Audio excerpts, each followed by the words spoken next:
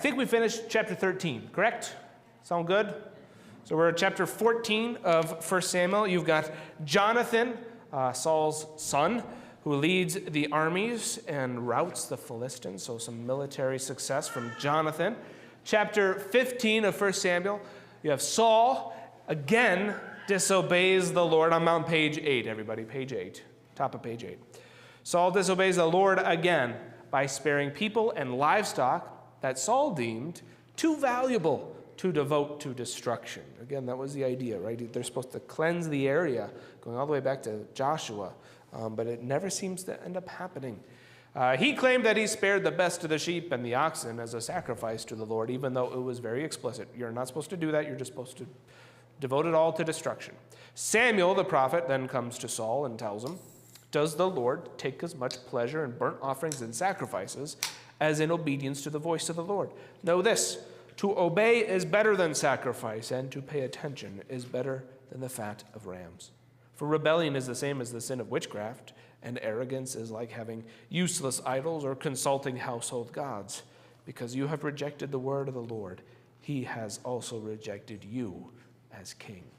So now it's an elevation. The last time that Saul disobeyed the Lord and did the sacrifice himself, instead of waiting for Samuel to do it, God just said, it's not going to be your line that's going to continue on the throne.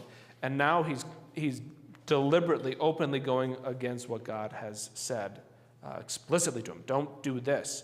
And he goes and does it anyways, presumably for greedy purposes. And now it's elevated. I reject you as king. It's not just your descendants who will anymore, they won't be king. You won't be king anymore. Chapter 16. Samuel then. So after this rejection, Samuel now goes to David, a boy, and he goes to him to anoint him to be king. So a key verse here. "But the Lord said to Samuel, do not look at his appearance or at how tall he is, because I have rejected him." He's talking about one of David's older brothers. "For the Lord does not look at things the way man does. For man looks at the outward appearance, but the Lord looks at the heart." David then enters, later on in this chapter, David enters into Saul's service as a musician. So now he's actually he's close to Saul, and he's a musician there playing probably some form of like a harp or a lyre. And we read this. Saul loved him. Saul loved David, and David became his armor bearer. So now they have a relationship, sort of. After God had rejected Saul, God permitted an evil or harmful, depends on how you want to translate that specific Hebrew word. It could be translated evil, it could be translated harmful spirit, which tormented Saul. David initially came into service to Saul in order to play soothing music for him, and that's where Saul loved him. All right, chapter 17. You guys know this chapter quite a bit. David and Goliath. Probably like your favorite story to read in Sunday school. It was like the greatest Sunday school story. I mean, it's the typical hero story of a young kid, teenager, going up against incredible odds, etc. A little bit of notes about Goliath first. Goliath, for the Philistines, a champion. A man in between is what his name means. The idea is like he's in between man and the gods. That's the idea. He's so great and powerful. 6 cubits and a span is how his height is listed. That was probably 9 feet 9 inches tall. So how tall is that balcony right there? Is that about 9 feet maybe? Something like that. So a little bit taller than that. Not quite up to the wreath, if you guys are looking. That's quite the height. Go stand underneath the basketball hoop and imagine looking up at a guy whose head almost reaches the basketball hoop, the basketball rim. His armor. So, okay. You always think of somebody who's extremely tall in the NBA, right? Those guys who are going on 8 feet tall. They're all kind of lanky, right? That's kind of the image you have. They're skinny.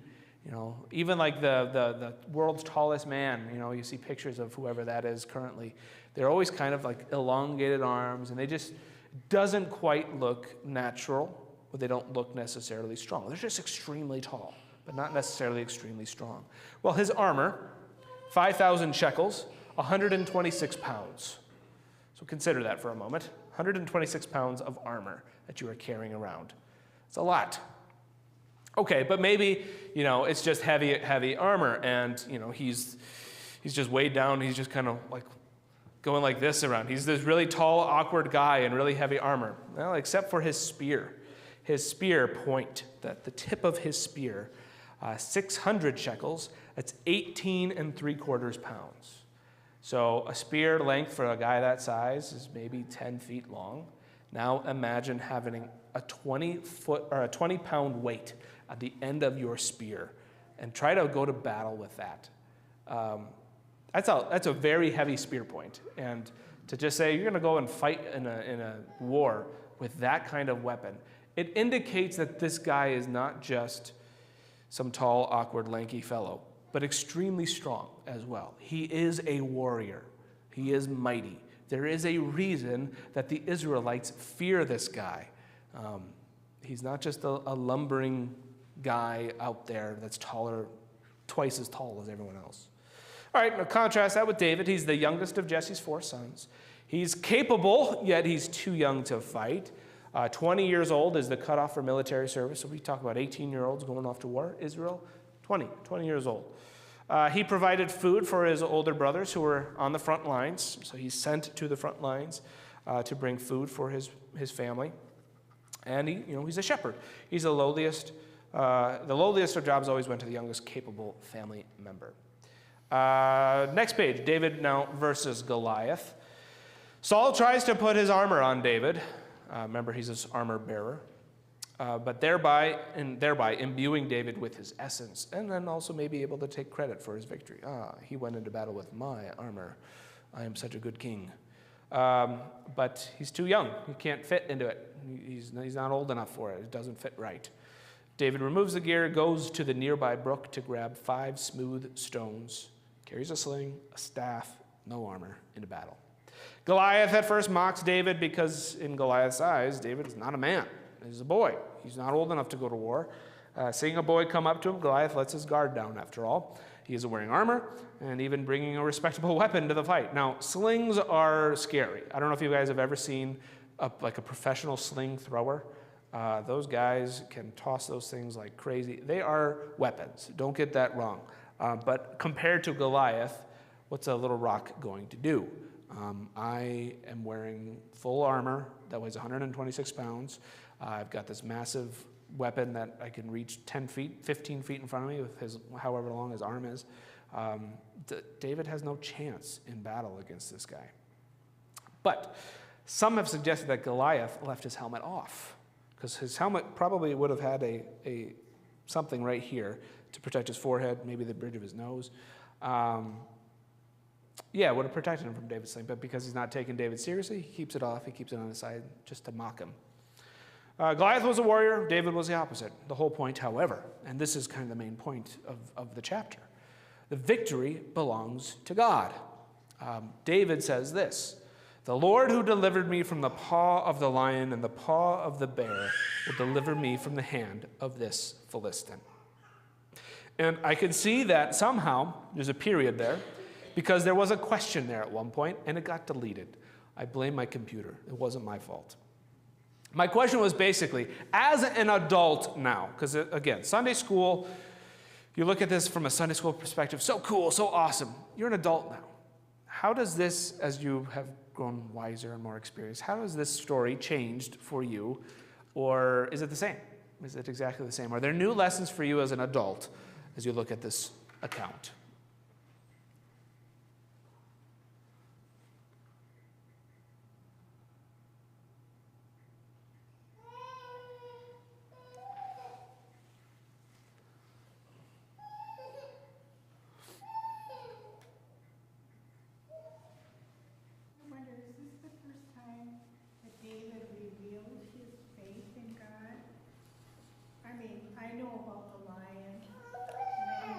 Yeah. I mean, he really only talks about it here in this chapter. And this is really probably I think is the first time you hear David. Does he speak in the previous chapter when Samuel anoints him? I don't remember. But certainly doesn't have a lot of speaking parts or a lot of chance to express his faith. You could maybe point to the fact that Samuel comes up to him and anoints him, and he doesn't run away screaming from the sky trying to pour oil on his head. You could say that he's expressing confidence. Samuel would have been a well-known figure. He'd have been a prophet for a long time. And for him to come to their little area and to go through the line of his older brothers and then finally get to him and say, I'm going to anoint you as the next king. There's some stuff you could point to and say he had to have faith in that moment. That would be a scary thing. If you're 16 years old, you're going to be the next king. This is before Disney and fairy tales, so maybe a little bit more real. But how about it? David versus Goliath. You're an adult now. Anything in this account, or as you reflect on this account, lessons to be learned? I think from my standpoint, Pastor, I still understand it as I did as a child. But the temptation now as an adult looking at it, now you start to try to compare that or correlate that compared to things that go around you now. Stories of the unbeatable opponent that gets beaten because of a lack of maybe respect. Yeah. That sort of thing, but not the story of David. You can almost hear some of Aesop's fables in this. Some of those life lessons learned, right? The tortoise and the hare, that whole story. There's similarities there with the moral. However, again, I think as a kid, immature in faith, you might come away from this thinking along the lines of, there's the moral of the story. Take your opponent seriously. Great things can happen even when you're young and small, whatever it is. But I think what I quoted David saying, and this is the thing that I hope as adults you look at now with a little bit more maturity, who is it David crediting with his victory? He doesn't say I'm pretty great, I'm not all that bad. No, it's the Lord. It's all about God for him. And I think from a faith perspective as an adult, that is a very important line and a very important lesson that I think maybe the kids at Sunday school don't focus on quite as much. Maybe. I don't know. All right, let's go to the next chapter. Chapter 18. A little quote here, not so little of a quote, but important. When David had finished speaking to Saul, the aftermath of David versus Goliath, the soul of Jonathan became bound to the soul of David, and Jonathan loved David as he loved his own soul. Saul took David into his service that day and would not let him go back to his father's house anymore. He has an increased role now in Saul's service. Then Jonathan and David made a covenant because Jonathan loved David as his own soul. Jonathan took off the robe that he was wearing and gave it to David, as well as his other gear, including a sword, his bow, and his belt. This relationship between David and Jonathan is awesome.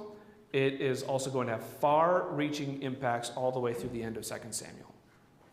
As the army was coming back from battle, when David was returning from striking down the Philistine, women came out from all of the cities of Israel to meet King Saul with singing and dancing, with joyful music, with hand drums, and with noisemakers. The women sang to each other as they played. Saul has slain his thousands, and David his 10,000s. And it goes on from there. David got up and went out with his men and killed 200 men of the Philistines. And David brought their foreskins and counted them out for the king so that he could become the king's son-in-law. Then Saul gave his daughter Michal to David as his wife. Saul realized that the Lord was with David, and that Michal, his daughter, loved David. So Saul was even more afraid of David, and he was hostile to David all the time. So not too much longer later, the relationship sours. What do you begin to notice here? What was Saul truly jealous about in David's life? All that kind of wrapped up together.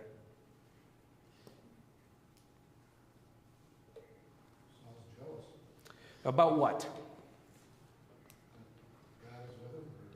Okay, so maybe there's that jealousy of faith, that jealousy of God's favor, because not that long ago, a couple chapters ago, Samuel outright told him, God has rejected you as king.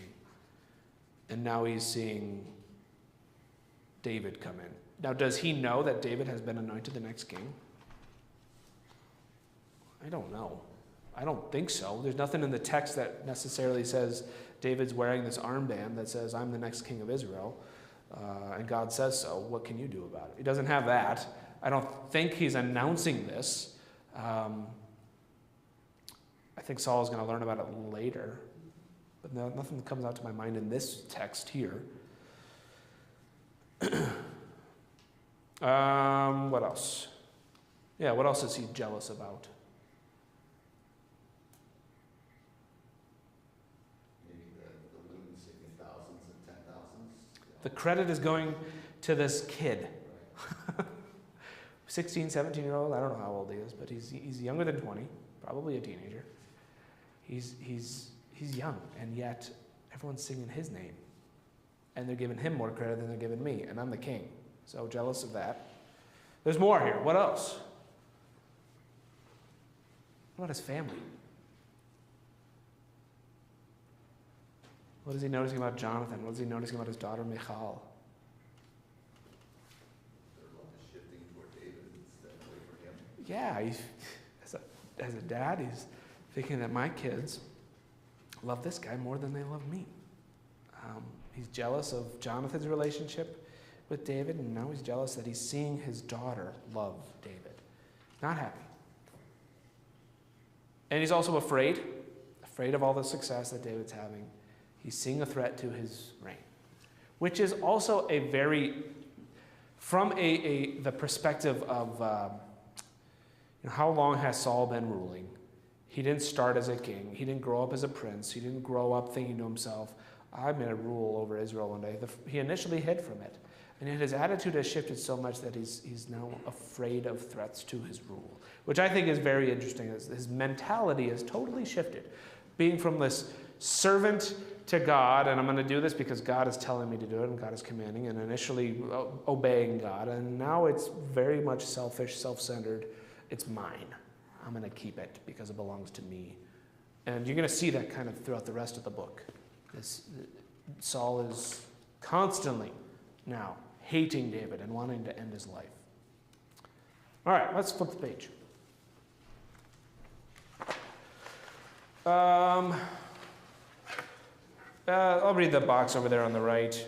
Saul was the first king in Israel. The whole question of succession had never really come up. I mean, he was the first king, so they never had to go through it, is basically what I'm getting at. Did Jonathan believe that he would be the next king? Maybe up until way back before God rejected Saul's lineage. Was Jonathan considered a prince as we think of a prince today? You know, we think of a medieval castle and you got a king on a throne, you got prince wearing their poofy jackets and stuff like that. Is that what he's doing? Is that, I don't know. I don't have the answers to that. Whatever the case, it seems that Jonathan began to realize that David would be the next king, recognizing God's favor in David's life. Jonathan even showed loyalty and sought to serve and protect his king. He even made a covenant with not only David, but the house of David to protect it from all its enemies. All right, chapter 19. Saul tries to kill David again.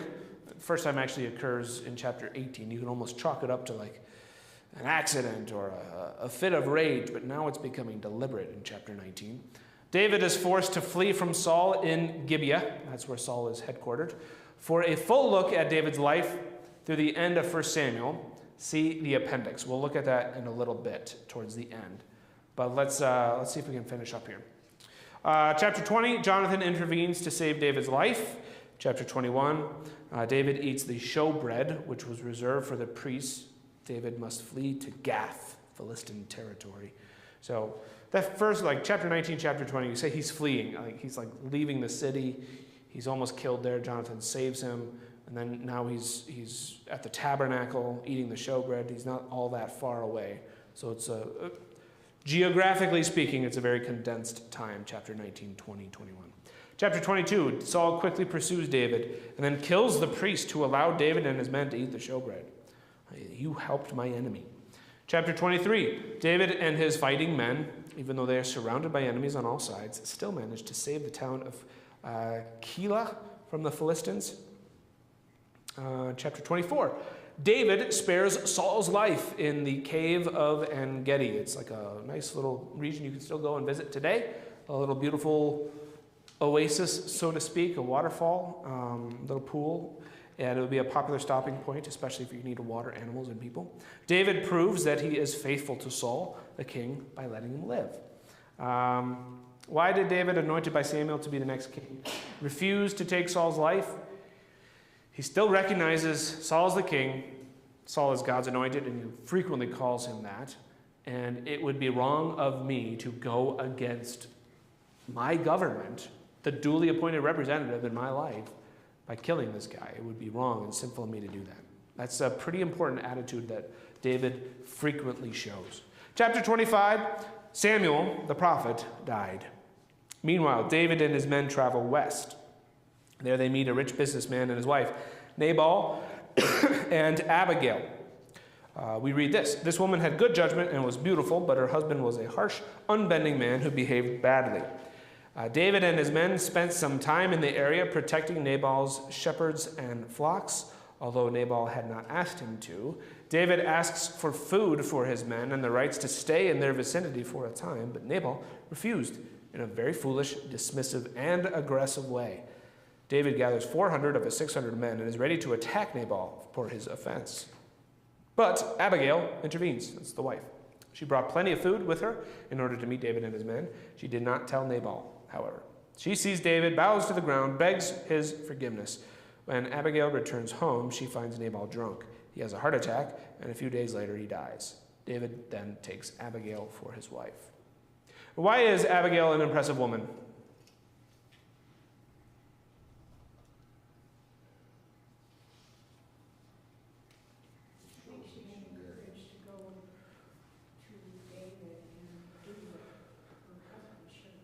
Courage is a very good word, I think, to describe her.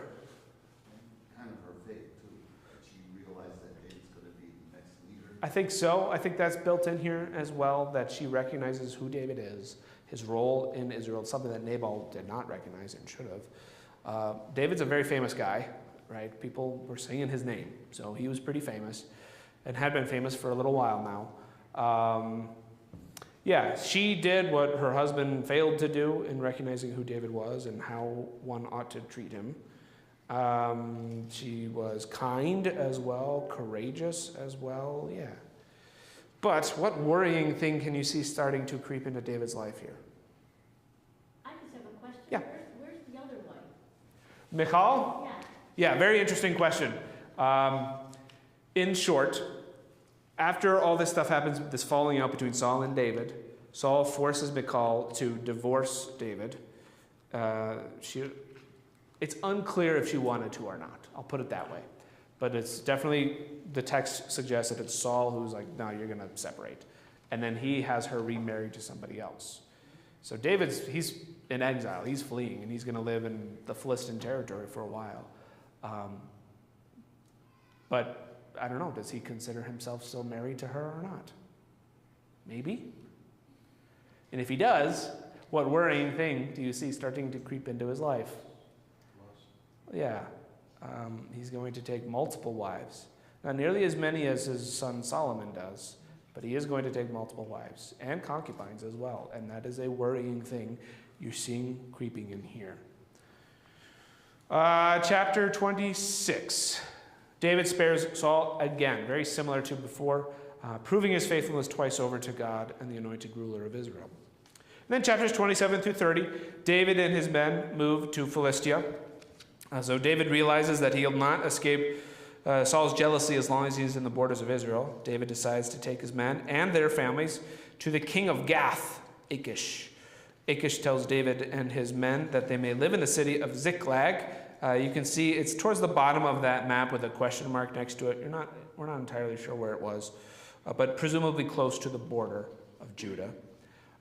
David and his men and their families live in Ziklag for 1 year and 4 months, so a long time in exile.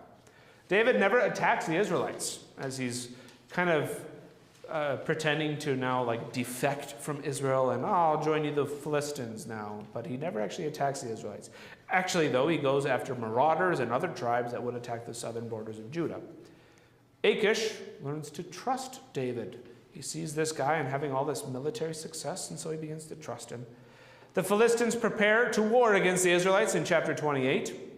Little sidebar here to talk about the spiritual life of Saul. Meanwhile, Saul knows this battle is about to take place, and he's nervous. He contacts, it should say, or contracts would work too, the witch of Endor to summon the spirit of Samuel using witchcraft. We're told that Samuel appears before Saul. It just says Samuel appeared before him and tells him that the next day he and his sons will die. Saul is terrified and heartbroken, refusing to eat for a little while. Now, many questions still remain about this text. Was it legitimate? Because this has some theological impacts. Can witchcraft summon somebody from the dead? Can you summon someone from heaven? Or is this God just allowing this to be a message? Is this God's power allowing this to happen for Saul? Is this whole thing fake? Is this a charlatan? This woman is just pretending. Is she just faking it all? There's something that could suggest perhaps that in the text that Saul never actually saw Samuel and seems to maybe then speak through the woman in order to contact. Maybe. It's kind of hard to say definitively. That's kind of the way it is. When we studied women in the Bible, Yeah. when we're talking about the witch of Endor, Yeah. the things you just said. Yeah, it's a little unclear. There's still a lot of, people go back and forth on this and talk about it for a long time. I wrote a whole paper on this back in California, and not specifically just this, but this was one of the instances I looked. Another one was, what about the magicians of Pharaoh? And they copied the first two plagues. Are those legitimate? It says they used their witchcraft, their sorcery, in order to copy the plagues. Or was it a trick? Was it sleight of hand? That kind of stuff. Was this really Samuel speaking to Saul? Was this an evil spirit deceiving Saul? We just don't know all the answers that we might like. In any case, kind of the thing I want you to remember about this, the broader narrative, Saul, who had previously banned all of witchcraft in all of Israel, is now going to find one, a witch. He's contracting that witch in order to learn something instead of going to the Lord. It's just further talking about his falling away from God. The Philistines gather. One other thing is interesting about this as well. Samuel, in the text, it says that Samuel said to Saul, "You will be with me." So does Saul end up going to heaven then? If that's legitimately Samuel. If it's an evil spirit, then you would think it's talking about hell. It's another question. You just don't know. Was Saul still a believer, but just very, very much weak in his faith? All right, so chapter 29 begins with the Philistines gathering at this place called Aphek. The commanders of the Philistines convince Achish that David is not to be trusted in a battle. He's an Israelite. Don't trust him in a battle against Israel, despite Achish's protest, because he trusts David. David and his men are forced to return to Ziklag. They're forced to remain away from the battlefield, where they find that the Amalekites have raided their now hometown and captured their women and children and servants. So the Amalekites see, David and his men, they're all gone. Let's go in and destroy the place. David and 400 of his men pursue the Amalekites. David and his men defeat the Amalekites and return everyone and everything back to Ziklag.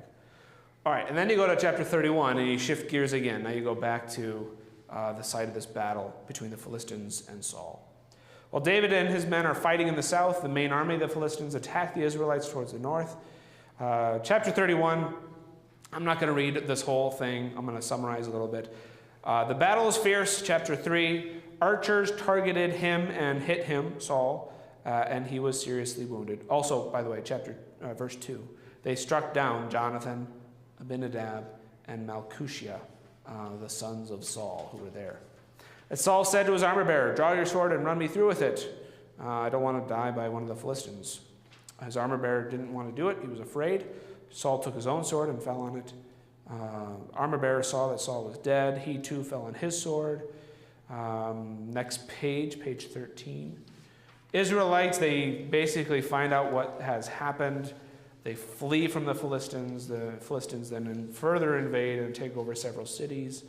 Saul is taken and debased. His body is taken and debased by the Philistines.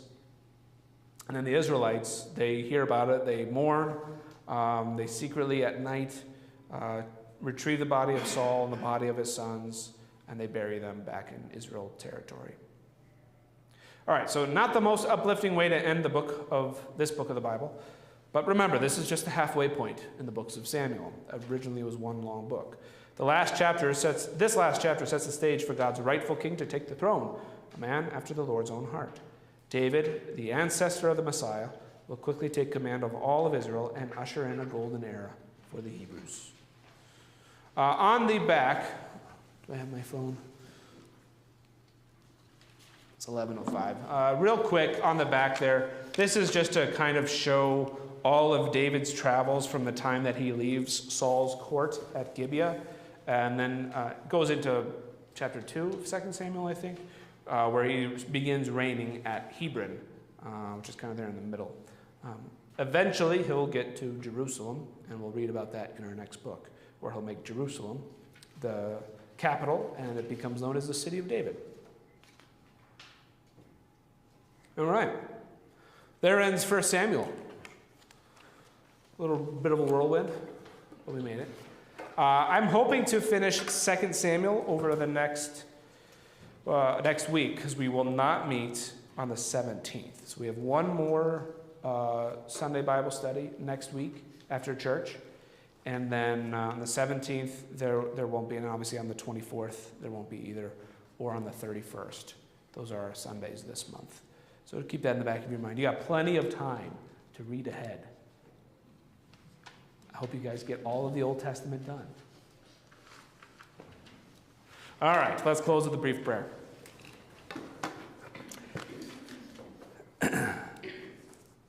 God, bless us with the knowledge of our coming King. Jesus comes to save us. Lift up our voices to shout Hosanna and to trust that indeed he does. In Jesus' name we pray. Amen. Thank you all.